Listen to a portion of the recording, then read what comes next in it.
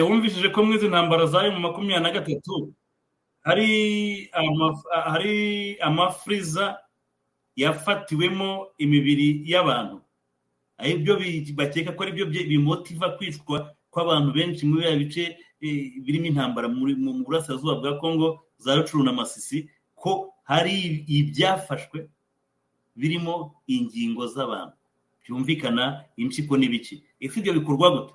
Ntabwo ari ya masse b'abantu bafata bakaba bafite abadogiteri runaka ahantu runaka, sarwa nko barahafashe bashobora kuzana umuspecialiste baza nabo bagiye kwica babavanamo za ngingo zikenewe i Burayi, dore ko ari imari ishyushye. Ibyo nabyo abantu ntabwo babitinzeho, ariko byarafashwe. Izo ari amakontineri frigorique baheho bavuga bati ni uburyo abantu bica barimo kwicwamo hariya muri za Rucuru na Masisi. Hari ikindi kintu cyaba kihishe inyuma, cyane cyane ko tuzi ko hariho n'isoko ry'ingingo z'abantu ziba zikenewe, nayo ari imari ishyushye cyane. Aha naho abantu bagomba kujya babireba. Izi business reka mbanze nkubwire, izi ntambara zihishemo ibintu byinshi, harimo ibintu byinshi, kandi ibyo byose bizajya ku karubanda Serge. Ibyo byo birashoboka, nabyo ntabwo twabidoutinga, ariko ubwo nabwo kubazi domaine medicale bazi neza ko izo ngingo ari amasaha zigomba kumara mbere yuko zaba zikiri live. Kereka nafungura ibitaro mu Rwanda n'abadokiteri akabazana kava muri Kongo agahita agira Rwanda akabikora, ariko byose birashoboka, abantu barabivuga, ubwo twazabigarukaho tubona n'ibimenyetso, ariko ibyo byose birashoboka. Domaine zose arimo ntabwo mbona domaine nimwe Kagame yasigara inyuma, kuko baravuga ngo diplomasi y'u Rwanda magingo aya ishingiye ku gisirikare. Barakubwira bati turafungura destination za Rwanda Air tutitaye ku gihombo tubona, kuko nta bapasaje bahari kugira ngo idarapo ry'u Rwanda rizamuke. Kagame watangiye kubona ko, urabona kampanye 2024 niwe ukwiye. Abanyarwanda bagomba kuvuga ati turabyanze ibi bintu, uyu mugabo ntawe ukeneye kumubona muri 2024. Ariko uzi ko bamutera, ariko Serge abahanga bo kumutera baramutera, abazungu baramumaze nuko atajya bivuga. Reba nk'uyu wazanye OneWeb irya web satellite ngo ni ya OneWeb, yamuteye $60,000,000. Reba uriya wamuzaniye umushinga w'igikere, umugabo akishima n'iki byose ngo bagiye kukibyaza umusaruro, bagiye bavanamo ibinya, yamuteye nawe hafi 50. Ivyo ngizo zaragiye. Reba Arsenal 110 zaragiye. Reba Paris Saint-Germain nawe hafi 110. Ayo na $1 turimo kuvuga. Ubwo ni nangahe? Waruzi ko iyo si imishinga ine nkubwiye, iriya convention center yakagombye kuba yishyuye cash amafaranga barimo, iyo atajya kujya kwinvestiza muri yakagombye kuba yishyuye cash, nta kibazo kirimo. Ibyo nkwereka ko umugabo abazi kumurya bamushyira imbere imishinga bakamwereka ko izunguka, nta gashyiramo karikire, waba unamurengangije ntabyo yumva. Abo bari kumwe nabo bashaka kwirira, bagiye hari imishinga myinshi cyane buriya mutabona, bari abazungu bamujyanyemo bakagenda bamukubitiramo ivi, kandi hari yuhombye ntawe ujya kwishyuza. Ni urusimbi, nabwo bakunda urusimbi. Paris Saint-Germain bavuga ngo babonye abaturiste kubera ko bafite visit Rwanda. No, babonye se muri Arsenal kuba baratunze $110,000 nuko twabonye abaturiste benshi. No, bara bose bose n'amafaranga yagiye ashya. Ni urugero nguhaye uburyo hari amadeni dufite twakagombye kuba ayo nayo tuzi. Hari n'ibindi agenda investisamo tutazi, wenda n'amadroge n'ibiki byose bagenda bamumena. Rwa rukundo bafitanye na bariya ba Mustafa bo muri Mauritania, ntawe uzi ibyo babaga barimo. Hari ibintu byinshi cyane ubona ubutazi, amadiru n'amafaranga bigendamo. Ariko nkubwira ngo ibya Kagame na FPR hari byinshi tuzamenya, cyane cyane ibintu biri muri Christophe Nshahariya, hari byinshi biberamo. Haya mafaranga y'agaciro found hafi miliyari zazimaze kugera kuri 30, ndakeka ntabakubwira ahantu zarengeye. Ubwo wasanga ejo zibaye nabiganireho kuwa gatanu zigeze muri $300 z'amadolari y'Amerika. None barabikubwira mu mpapuro, mu mafaranga barayafite bayakwereka. Baba bafite $300 se bagatira impapuro z'umwenda ku isoko. Ako ntabwo ushobora kunyumva ko ufite cash warangiza ukajya kwikopesha, ntabwo bibaho. Sinzi ubwo okay, ntabwo nizi bya economy, ariko ntabwo byaba byumvikana ko waba ufite cash wibitseho ukemera ukajya gufata umwenda urimo na ziriya interest zingana kuri, ntabwo bishoboka. none se urabona ko mu by'ukuri RPF nk'ishyaka ntabwo uzi ko ifite izirenga 500, ikibazo ni uko zitaya ziyongera cyangwa zigabanyuke. ariko njye mubwira ngo bagenda bazimutira de gauche à droite, buriya mugabo baramutera nawe kuko bazi ko n'abatera baramutera nawe ntabivuga, ariko rimwe na rimwe sigaye mureba n'izo miliyoni 500 muvuga mushobora gusanga ntazo afite, biri mu bipapuro ziri ahantu ziri invested nawe adashobora utanamubwira ngo arihe, ni nka yose nyine ari paripi yose bayamuriye yaragarutse. Ziriya miliyoni 600 ntizahiye se, ziriya zuriya w'igiceri ntizagihiye se, urabona ko ari ayo nayo tumenya, ariko hari ayandi tutazi baba baragiye babatera, ntihazagire ukubeshya kuko uriya mugabo yakunze gutera akazungu cyane mu bintu bitandukanye. Ariyo mpamvu ngaruka nkakubwira ngo imishinga yose yagiyemo byarahombye. Babonye nk'umugore wajya gukora uruganda rw'imyumbati barwambuye umucuruzi, ubu wa mucuruzi nyarwanda anafunze ni umucuruzi wa hariya wari rwose mu majyepfo wari washoboye kwishifondafondera uruganda rwari rujyanye n'ubushobozi afite, rwari rujyanye n'iby'abaturage bahinga muri ako gace.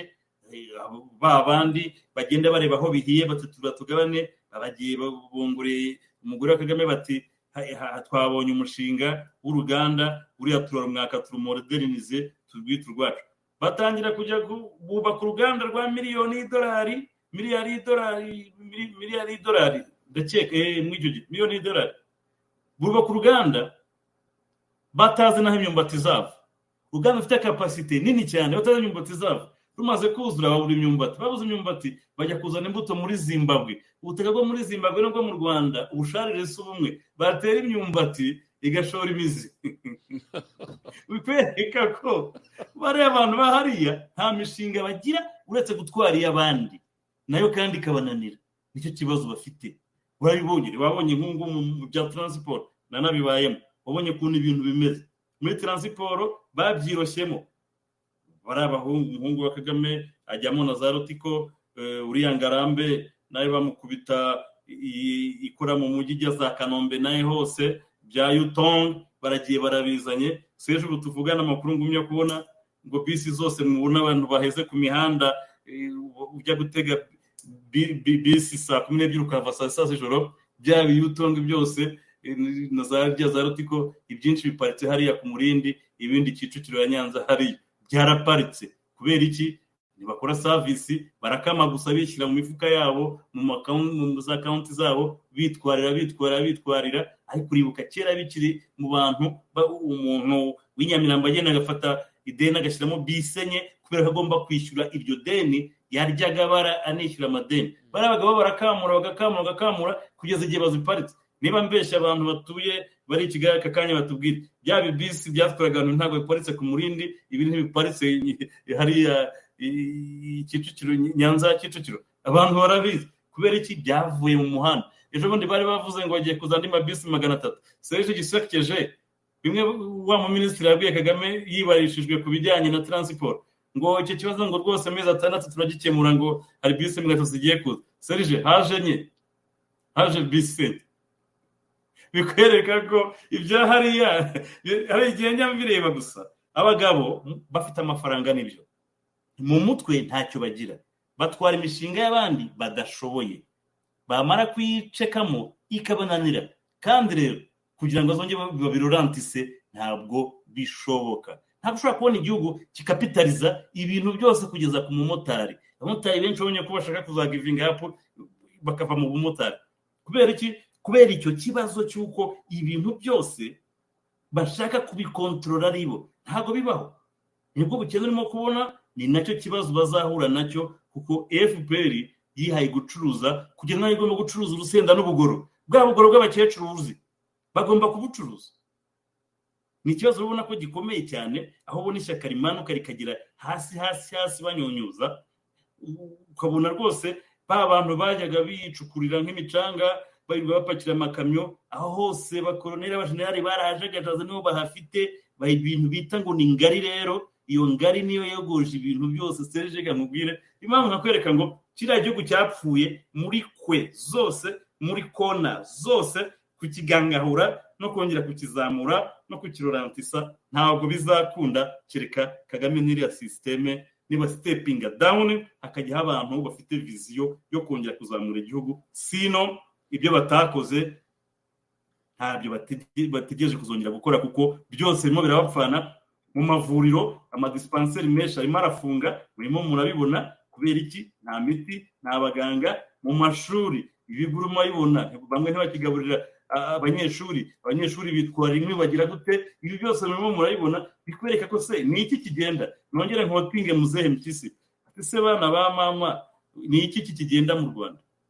Ntacyo, nta na kimwe. Byose biri muri slow motion, bifreezing. Ariko slow motion birimo birafreezinga, ni ukuvuga ngo igihugu cyangwa systeme cyangwa economy y'igihugu irimo irafreezinga muri slow motion. Babibona ako twari babwiye biriya byose.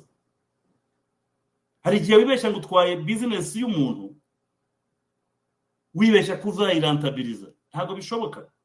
Ntabwo ushobora kukapitaliza ibintu byose mu gihugu, ntabwo bishoboka.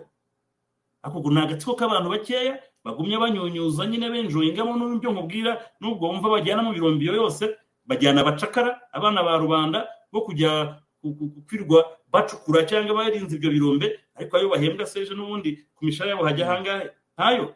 Nicyo nkubwira ngo dufite tipo kandi muri domaine zose. Tugiye mu buzima bw'igihugu seje byose urayibona. Byamubwira ngo nibyo nyangayiza intore ziri aho ngaho. Ejo bundi ndi Buruseli nahuye na bamwe bayobotse, bararibwa baraza baranyegera batariko shahu biriya bintu ni ibiki rwose ni ibiki. Ndamubaza ntariko se kwayobotse umwe cyangwa babiri batatu, simbavuza amazina, ndabashuje hari Buruseli. Niko wayobotse, ibyo wayobotse turabyemera.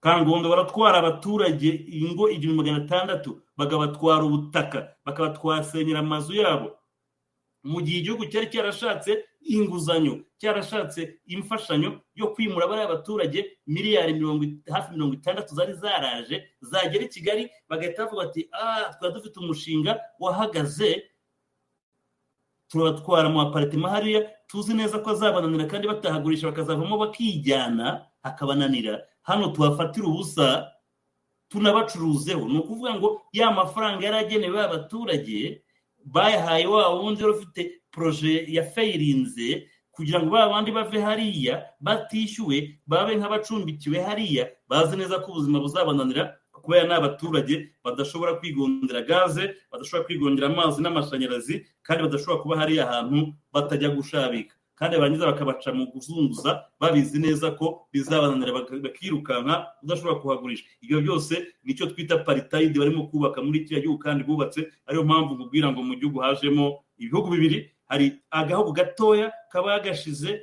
guhugira rwose za Nyarutarama ugasanga abantu barajumunye amaguru y'inkoko rwose, sinakubwira amapiza bararya, ariko abandi igice kinini cyane 90% ari abantu barimo kwica isazi mu maso. Aho nkubwira ngo abo twita ibifobegane, nababwiye harimo nka batatu baje kumbaza hari Buruseli, habareba nkababwira nti wayobotse ibyo ukunda. Cyo kuba nababwiraga nti sinzabarenganya, ushobora kuba ntazi aho mwagongewe mukayoboka kubera impamvu runaka, ariko nk'umuntu muzi mutekereza ukayoboka FPR ubona n'ibyo ikora byose bigaragarira amaso. Uretse nk'uko Kagame yabivuze, uri igifobagana nyine ni wowe ukurikira, sino urebye uko igihugu kimeze, ubuzima bw'igihugu muri domaine zose. Nakubwira ngo igihugu cyararangiye. Navuga ngo sekaje niyo bigize kuvuga ku Habyarimana, hari igihe byari bikomeye muri za 1993 aho na kabiri, ati ubutegetsi bwaraguye mu muhanda habuze ubutoragura. Serge, nakubwira ngo n'ubundi ubutegetsi bwa FPR bwaguye mu muhanda habuze ubutoragura. Kubera iki? Dufite abajenerali b'ifobegane, dufite abakoloneli b'ifobegane, dufite abadepite b'ifobegane, tukagira abasenateri b'ifobegane. Ubutegetsi bwaguye mu muhanda habuze ubutoragura. Serge,